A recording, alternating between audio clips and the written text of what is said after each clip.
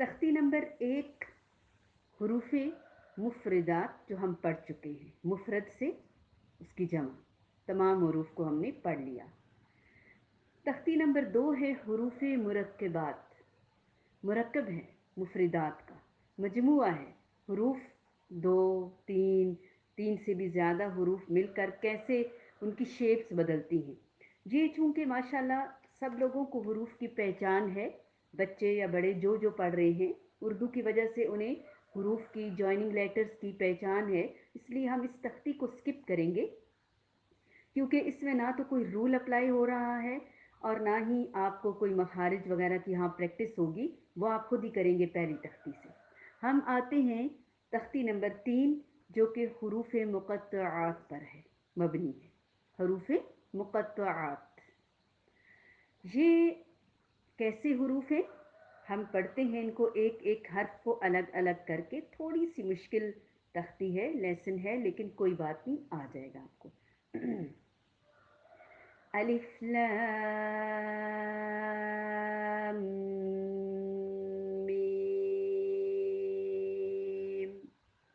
जैसा कि हमने पहली तख्ती में सीखा था कि अलिफ सिर्फ हरूफ मुक़त्तआत में इस्तेमाल होगा, हाँ अलिफ मद्दा इस्तेमाल होगा या हमज़ा इस्तेमाल होगा ज़्यादातर।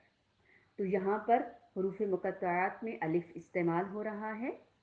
लाम और मीम दोनों सह हरफी हरूफ होने की वजह से लंबे खींचे जाएंगे और इनके ऊपर आप देख रहे हैं मद भी डली हुई है, लॉजिक भी यही है। अब मीम दो हरफी हरूफ पर मबनी है, मुश्तमिल है, मीम भी 3 हरूफ पर मुश्तमिल है, लेकिन मीम के ऊपर चूंकि शद है, जब भी मीम और नून के ऊपर शद आएगी तो वहाँ पे गुन्ना होगा, नाक में आवाज़ जाएगी, गुनगुनी आवाज़ आएगी। थोड़ी देर नाक में आवाज़ को ठहराएंगे और फिर अदा करेंगे, ये वाली साउंड। अलिफ लाम मीम। लाम और मीम को इक्वली लंबा करेंगे। अगले लफ्ज़ पर आते हैं, अलिफ लाम मीम सॉद। मीम पे भी मद है, लाम और स्वाद पर भी सह हरफी होने की वजह से। मीम पे शद भी है, शद की वजह से गुन्ना भी करेंगे, स्वाद की मद भी खींचेंगे, आखिर में दाल पे कलकला भी करेंगे और पुर होने की वजह से ज़ुबान को जड़ से भी उठाएंगे और इसको मोटा पढ़ेंगे। अलिफ लाम रो, यहाँ पे गुन्ना नहीं हो रहा और यहाँ पे हम ऐसे ही इंशाल्लाह अदा करेंगे। अब आप देखें रॉ 2 हरूफ पर मबनी है और इसको कम लंबा किया, इस पे खड़ी ज़बर है, इस पे मद नहीं है। अलिफ लाम रॉ, अलिफ लाम मीम रॉ। अगला लफ्ज़ थोड़ा सा मुश्किल है क्योंकि ज़्यादा लंबा है, इसमें काफ़ी हरूफ इस्तेमाल हुए हैं और मदूद भी खींचनी है, इसलिए आप अपने अंदर सांस को जमा करेंगे, लंबा सा सांस लेंगे, फिर उस सांस को इस्तेमाल करते जाएंगे। कैसे? काफ हा या आइन सॉद। इसके अंदर एक और बात है, आपने फील की है या नहीं, लेकिन आपको फील करना है, सवाल पूछना है। ये मुझे भी पढ़ाते हुए स्टूडेंट्स ने ही इस तरफ ध्यान दिलाई कि ये ऐसी आवाज़, यहाँ पे तो ये रूल हो रहा है। वो रूल्स अभी आपने नहीं सीखे, इसलिए सिर्फ सुन लें, आगे रूल्स आएंगे तो आपको समझ आएगी। काफ 3 हरूफ पर मबनी है, आखिर में फा की आवाज़ आएगी मद को खींचते हुए।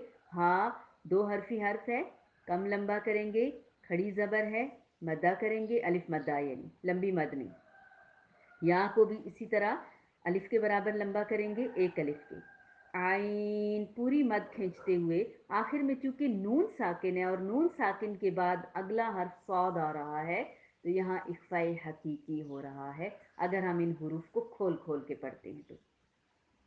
اخفاء حقیقی بھی موٹا ہو رہا ہے کیونکہ اگلا حرف مستعلیہ ہے، صاد. کاف ہا یا عین صاد. طه طاسیم میم. اگر ان حروف کو بھی کھولیں تو سین کے آخر میں نون آتا ہے اور میم کے شروع میں میم آتا ہے. نون کا میم میں ادغام ہو جائے گا جو کہ ادغام ود غنہ ہے، اس لیے نون حذف ہو جائے گا، نون میم میں مرج ہو جائے گا، مدغم ہو جائے گا، تو میم کی ہی آواز آئے گی اور غنہ بھی ہوگا. توسیم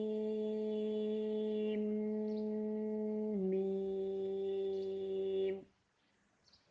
طاسين ياسين صاد حميم حميم عين سين قاف.